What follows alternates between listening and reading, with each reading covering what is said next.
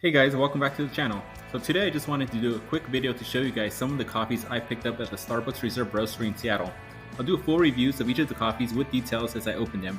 Usually I do one at a time to keep them fresh, so stay on the lookout for future videos.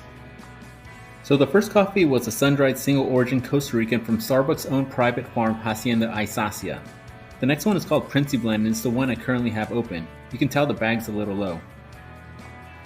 After that, we have a single origin Guatemala that's aged in Knob Creek barrels. This sounds super interesting, I'm really excited to try it. Then we have one called Monsoon Malabar from India. I wonder if the name means this coffee survived the monsoon. And lastly, I have a single origin from Bali. So give this video a thumbs up and subscribe to see me review these coffees and leave a comment below letting me know which one sounds the most interesting to you. Cheers!